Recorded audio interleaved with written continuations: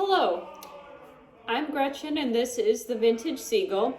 Before I start today's video, I want to ask if you could please like and subscribe to this channel so you can see more videos, so we can build up the channel, and so we can spread the word.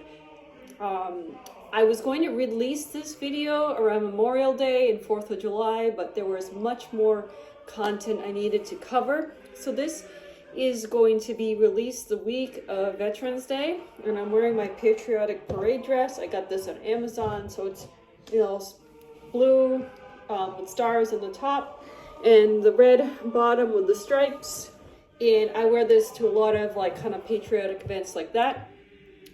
This video is a very close video to my heart. It is very serious. I take the national anthem extremely seriously.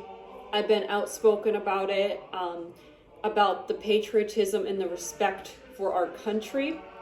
And there's, much controversy in today's days on this kind of thing.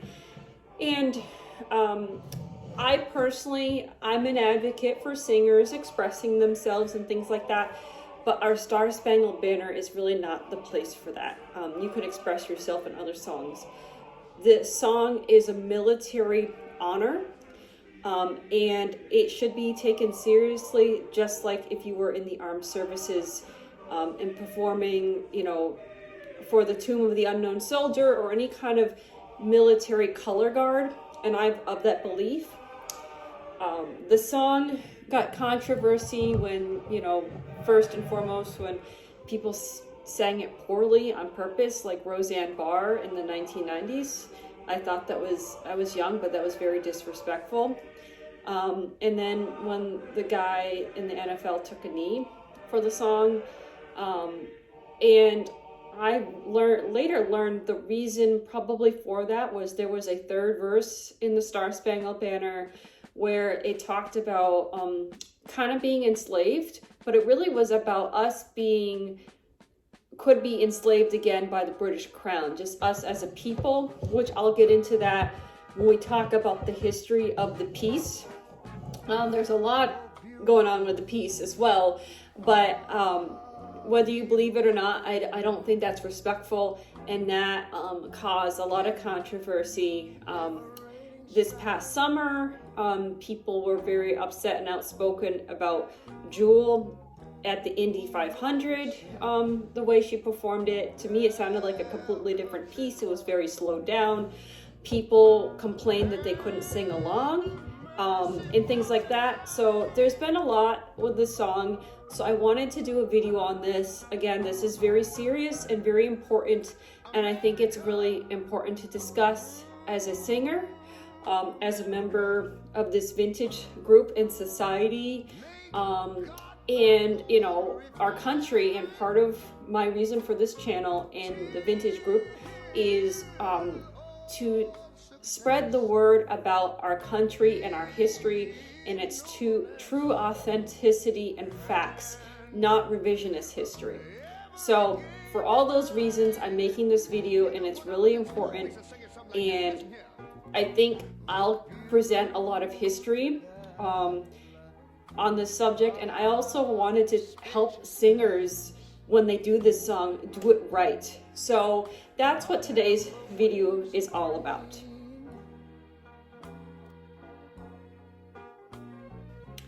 Okay, so we're gonna first get into the origins of the Star Spangled Banner, even before the poem was written.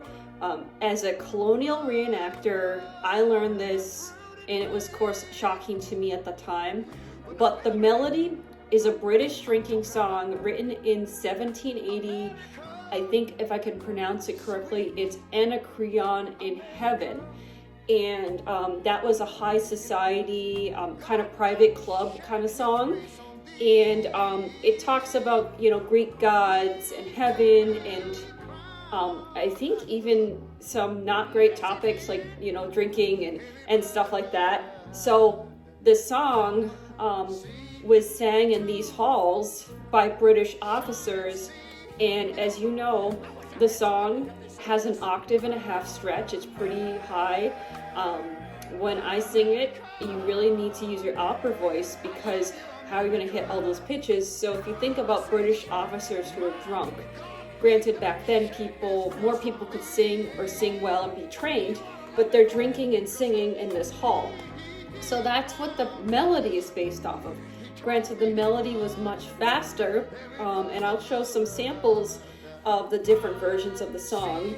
And then later, when it was first written as the Star Spangled Banner, there's an 1814 version, which sounds more 18th century operatic. It's faster.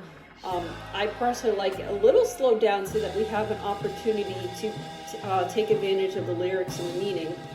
And then there's a version in 1889. Again, this is more melody and rhythm. And then the 1931 version is the official. And then we have more of the modern pop contemporary one. But during the American Revolution in the colonies, we didn't have the Star Spangled Banner. We had a piece called Chester that William Billings wrote, and it was sang in the taverns, it was sang in the churches, it was sang on the battlefield, and it was an unofficial national anthem.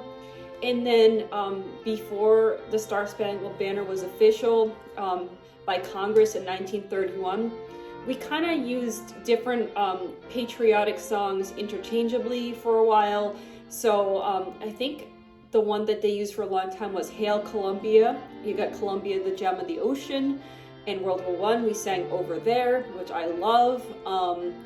My Country, 'Tis of Thee, America the Beautiful. So the songs were interchangeably switched.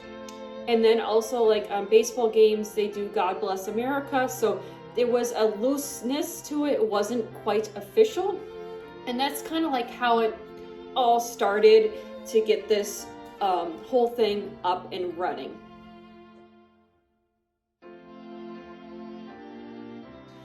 Next, I'm going to talk about the history of the lyrics of the Star Spangled Banner.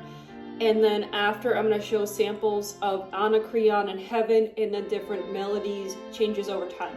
So I've seen what some historians have said about the piece. I'm probably not going to get it as perfect as they are. There are lots of videos on YouTube where you can look up the more in-depth history of the Star Spangled Banner. But if you think about the time that this was written, we just finished the American Revolution in 1783. Our country was new and a bit rocky, and I believe the War of 1812, happened. It's not that long. I think the piece maybe was written in 1814. Actually, no, that's when the melody was official, but I think the poem was written before.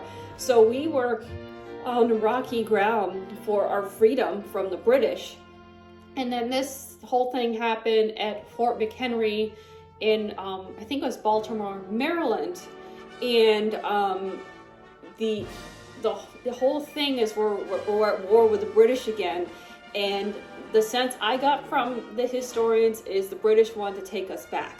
So we're in this really rough position where we got our freedom from them, which was really hard.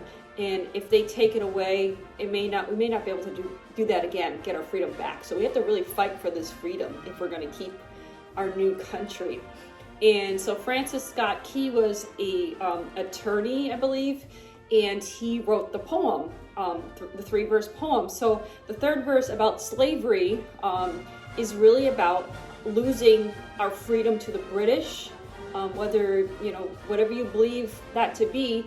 But we were oppressed and treated very poorly by the British. And as someone from Irish and Scottish descent, if you listen to some of those old songs, they're really sad and depressing. And it was kind of a genocide of those people. So the British were quite capable of that in those time periods. So at any rate, there were people, I think, underground in a ship that were exiled and wanted to be free and were kind of captured. And when Francis Scott Key came to take care of the situation, he was trying to negotiate something. They said, these people can be set free, but you have to give up your freedom and become, part of England again. And he, basically said, no way. And the people underground understood that. And the song was about watching the flag, just keeping an eye on the flag, because if they kept their eye on the flag, they knew we were still free and we were American. But if they saw the white flag, we were under the crown once again. So that's kind of the premise of the song. And so there was a battle. So, with gunpowder, it's just like fireworks. I've operated a musket and whatnot, and you see, like, I've done a cannon night fire where you kind of see orange flashes at night. So think of a big battle or night battle where you can see shadows and things. So they could see the flag as the battle was happening, and they kept watching for the flag to make sure it was still there. That's what the song's about. It's about the fragility of our new country from the British. Keep an eye on the flag, make sure we're still free, and what a delicate time that was for our country. So that's what the song is about in a nutshell. I don't know how the melody of Anacreon in Heaven became the melody, but maybe it was to tell the British where to go or some sort of thing, but I have not found the reason why they picked the melody that they picked for the song. I also learned other countries' songs were great and wonderful and powerful, like Germany and other songs, where this song is more, I don't want to say passive, but it's about, the delicacy, watching the flag and the meaning. It's more of a humble text. If you think about some of the texts from other national anthems from other countries. So that's what the song is about. And recently I delved into this history. When I've been singing it for years, I didn't really look at it, but I think it's really important to understand what the song poem is all about, the history of that as well. So this will be some pictures and the melodies for Anacreon in Heaven, the 1814 version of the Star Spangled Banner, the 1931, and the modern pop version. Anacreon in Heaven, where he sat in full glee, a few sons of harmony sent a petition that he their inspirer and patron would be. When his answer arrived from the jolly old Grecian, voice, fiddle, and flute no longer be mute.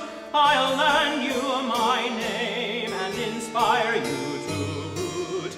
And besides, I'll instruct you like me to entwine the myrtle of Venus with Bacchus's vine. And besides, I'll instruct you like me to entwine the myrtle of Venus with Bacchus's vine.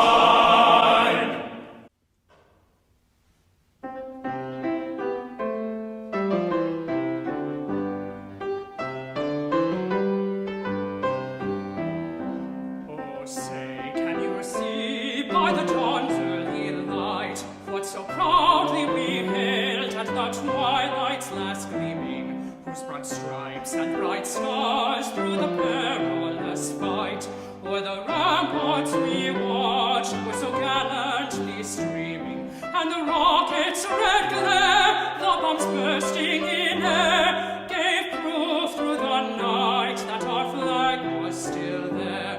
Oh, say, does that star-spangled banner yet wave o'er the land of the free and the home of the brave?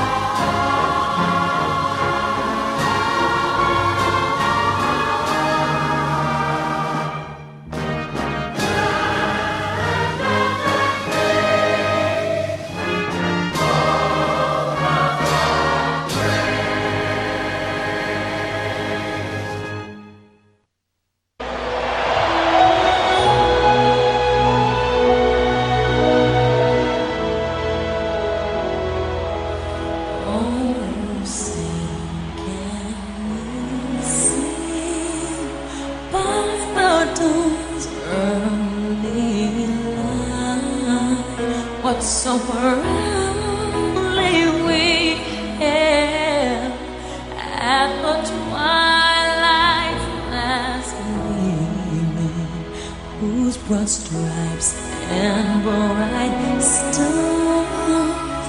through the perilous fight, o'er the ramparts where you watched was so gallantly streaming, and the rockets crackling, the bombs bursting in air, getting through the night, that our flag was still there. Oh, say does that Star Spangled Banner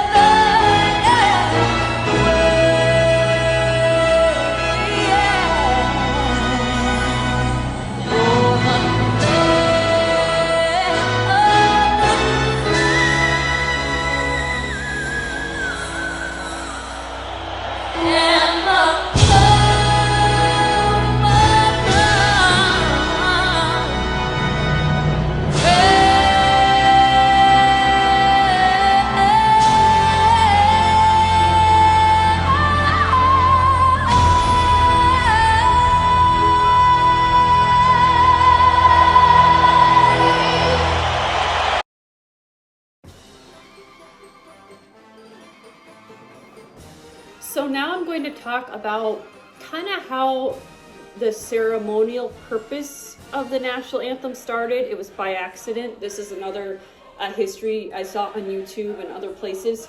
But in 1918, there was a Boston Red Sox game, and I'm trying to remember who they were playing, but they chose to do the Star Spangled Banner rather than a different patriotic song. And they were playing it, and I think people were kind of casual about it. And someone in the military was at the game, and they decided during the singing or playing of this to salute the flag. And then people noticed that this person was doing this. And this was, I think, the first time this was ever done before. He just maybe felt moved to do so. And then people started to stand. And then people standing, I think, is actually a representation of something that happened in another song. If you look at the Hallelujah chorus from Handel's Messiah, the reason people stand for that is because King George I stood, and now it's a tradition. So I think it goes back to that. So people started standing and being very proper and respectful and ceremonial. And I think since that game, that resonated with people. And that's why maybe we're a bit more serious than other countries. So I also read that other countries don't perform the song, their anthem, at every sporting event or every function, where we do it a lot and we take it very seriously as a military honor. And I think it comes from this baseball game. So since then, it's, very serious, very proper, very respectful. And I'm surprised countries like Europe are not more formal, but us in the United States, we're very formal with this piece, and we bring out a color guard, people with flags. It's a big ceremony. Sometimes flags are folded, all kinds of patriotic events, and you bring, members of the military out.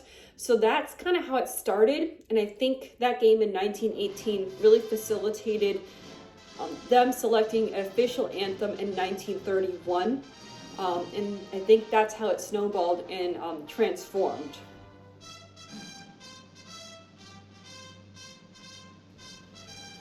Okay, so now I'm going to get into how I think the piece should be performed and some ground rules.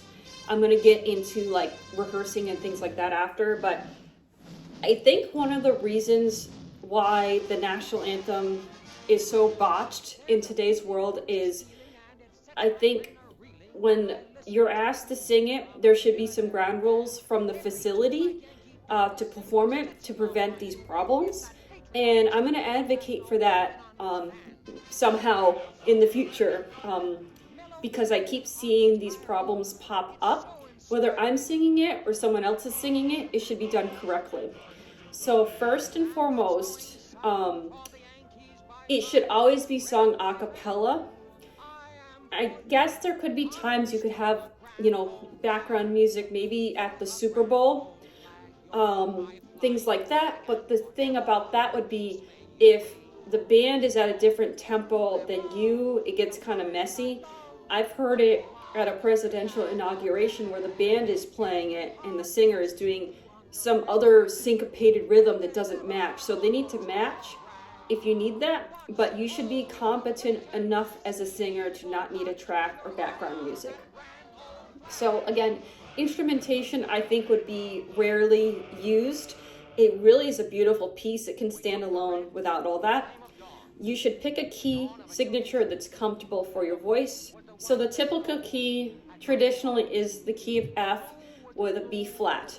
So you will, on the pitch pipe, if you're a soprano or a tenor, you do the F and then you descend down, da da da.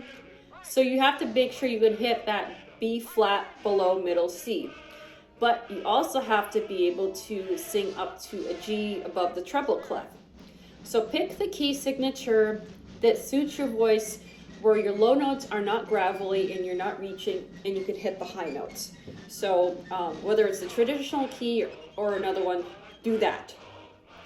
Then it is really important to follow the rhythm correctly. Don't slow it down to a crawl where it doesn't feel correct, where it feels almost disrespectful to the honor of the piece and the country. If you're going to do a little bit faster, it shouldn't be too fast because, again, it's the same kind of problem. It should really be within the 1931 traditional. It's like a moderate pace, not too slow, not too fast. Again, some of my pet peeves, and other people have complained to me about the national anthem, especially a lot of older people. This infuriates them when people do riffs and runs on the piece. So, making it very pop and slowing it down and doing all these different things. So, I think the best thing to do, which is kind of written already in the 1931 version, is there's fermatas. Do you hold the note? There's a retardando, which you kind of slow it down for dramatic things. And then you can have a dramatic pause. So like the last phrase or something for a reflective, patriotic moment. But I think those are some ground rules that every facility that wants you to sing should have to prevent the backlash and the problems people have. And if it was me, if someone botched up the anthem, I would never invite them back to sing again unless they could do it correctly, which it's not a reflection of them being a bad singer. I don't want to say it's not following directions, but we really need to honor the flag and the country. So it's about that. And again, the last piece I'll have is you should really rehearse. You should really take it seriously as a military honor. If there are trouble spots you're having on the piece, practice, have voice lessons, work on sections. Make sure your technique is down. You don't want to sing it poorly, and it's embarrassing for one. So those are the things I would do. Again, as a singer, you could have your moment on other songs to be artistic, but this piece really should stick to the tradition, and that's what I've always done, and that's what most people appreciate and are looking for when they hear the piece. Some people want to salute, some people want to have the hand on the heart, some people just want to stand, some people want to sing along. So I welcome that. So it's not just about me being a performer. I always invite people to sing along if they feel moved to. It's 2023, and in these times, I feel people being much more patriotic in singing along, where years past, people were not singing along. They want to get their country back. So I think it's really important to please do this piece correctly with dignity and respect for the people who fought in wars and have died for this country. It's really important. It's not just about the singing. It's not just a song. It's our whole country. I can't express that enough. now that I went over the pet peeve of doing the song correctly, I'm going to talk about rehearsing. When I have an early morning national anthem, we tend to get like inflamed here. So if you have to sing at 8 a.m., I'd be getting up an hour and a half before that to get all the inflammation out. So you want to warm up your chest voice, your mixed voice, your head voice, do a variety of warm-ups. Make sure, I always try to make sure I can hit 2 or 3 notes below what I need to perform at and above. Make sure you got that spread. Make sure sometimes things catch in your throat and you get crackles, and that's like an athlete stretching, especially in the morning. Drink lots of water, lemon water, things like that. Run the piece a few times. And I try to, personally, I run to the bathroom and try to get extra rehearsal time, spot check, make sure I have my high notes. And the way people have described me singing it is the chest voice is more like my jazz voice, and the mix is more like Broadway belt. And then when I do the high notes, it's soprano. So some things I have to do when I get up to the F and the G, I have to really alter my mouth shape. So I'll just demonstrate. I have to do this. Really push it fishy forward to get it done correctly. And actually, I may sing the whole piece for you so you can see how I do it as well and what I sound like. So try to do that. Get your check-in rehearsal time. So if you have an hour and you're on site, you got the logistics, you know where the flag is. They go over what you need to do. I just run away like 30 minutes before I have to sing, do a quick spot check 15 minutes before I have to sing. And I'll just let people know I've sang for monster trucks in New England for 10,000 people. I sang for the Collins Foundation for 5,000 people. And I recently just sang at the Pentagon, so I'm not a floozy at all. Like, I have done this, I've been doing this probably since late high school, and sang all kinds of things, but those are the key really high level events where there's definitely nerves involved. So what to wear for the song to show respect. I've had times where someone asked, hey, do we have a national anthem singer? Or maybe they didn't, and it was like so quick on the spot. If you show up to an event, I went to an event where there was a politician there and they had no anthem, and then they wanted me to sing. I couldn't change, I didn't have a change of clothes, so I had to wear what I had on, which was black denim in like a nice blouse, which was not patriotic colors. But when I can, let's say, when I sang at the Pentagon, I wore a red jersey knit dress with a white blazer with gold buttons. Most recently, I sang it again with a blue kind of dress like that. It was hot, so no jacket. So I try to do the patriotic colors or what matches the theme or event or vendor. You always want to be respectful when you're performing. So let's say you're singing at someone's wedding, you want to dress for the occasion.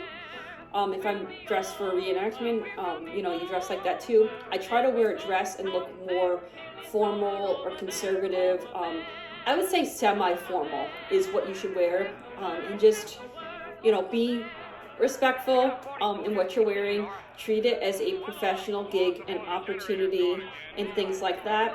Be conservative. You can also ask if they have a preference of what you should wear for any of these.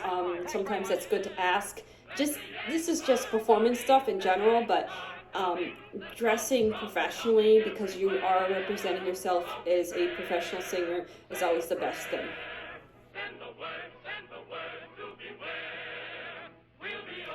Okay, so I have my pitch pipe. I'm going to sing the song. I might stop in sections to kind of explain what I'm doing technique-wise, but I think it's really important to show you how I do it. So I'm going to stand up and we're going to look at the low range part of it, and we're going to do step by step. This is kind of like doing a master class for singing, breaking it down so you can understand how it's all done. So this is my pitch pipe. If you don't have one, I encourage you to get one. I have two now. So I do the key of F, So there's a high F and a low F. I want to take over the high F so I don't screw that up, and I'm always careful of that. But I always, walk up, be professional, stand and wait until I'm cued to sing. Do the F. Not like that, but really gentle. And then I sing the first part. Oh, say, can you see by the dawn's early light what so proudly we hailed at the twilight's last gleaming? As you hear that, granted, I did eat a little bit ago, so I do have a couple of crackles, but that would never happen in a performance because I'm just demonstrating. But you could hear how the jazz voice goes down and you get up in the mid-mix voice, and you have more of the Broadway kind of sound, so the jazzy sound and the Broadway sound in the mid-range. And I think that's the first third of the piece. In the next section is going to go dive down again. So I'll show you that, and then the last portion. Whose broad stripes and bright stars through the perilous fight o'er the ramparts we watched were so gallantly streaming. As you hear, it descends down, the Broadway voice kind of upper and descends down again for that. The next part, the big grand finale with all those beautiful high notes. And the rocket's red glare, the bombs bursting in air, gave proof through the night that our flag was still there. As you can hear, I have to go, with the mouth shape, the breath support, getting the pitches out. Because if I sing it like to Broadway, it'll splat, it'll crack, you can't get it out. So anybody who sings this, no matter what your range is, you're gonna have to make an adjustment to those high notes. And then I'm gonna get into the last phrase of the piece, which is very important. Oh, say does that Star Spangled Banner yet wave o'er the land of the free and the home of the brave? Had a few crackles, but again, this is just a demonstration. This is not a official performance. So, but you can hear taking that moment for the last phrase is an opportunity to reflect, but also it's a good chance to take a good breath, holding the note, the high note, the free, because that's what our country is. It's free. And it's so important that we are free, and that's why we are expressing on this pitch. And then we descend down in a nice, humble manner. So again, that's how I would do the piece. You could do a little bit of variation, like I said, but I would not pop it up too much. So that's how I do it. Again, this is not a perfect performance, but I wanted to demonstrate and break it down how it's done. And the arc of the piece, the meaning, and I think that's the way you could have your stylistic part of this. Take the phrasing of descending, the mezzo, mid-range, and the upper range, and how you want to arc it. You could do it with emotion and expression, rather than changing the rhythm. And that's a very nice sentimental way of doing it. For example, years ago, I liked how Lady Gaga did it at the Super Bowl. she put her hand on her heart and she was very reflective and she did the melody correctly. That was very touching, whether she believes it or not or whatever, but I thought that was really well done. And so I really, again, this was important for me to tell the world with such controversy in the world about the Star Spangled Banner. And, you know, this is about the British drinking song. It's about the history of the piece. It's about the baseball game, which really facilitated how it's done at the Super Bowl. It's about how you rehearse and warm up and dress professionally. It's how you should do it. And then me demonstrating the technique as well.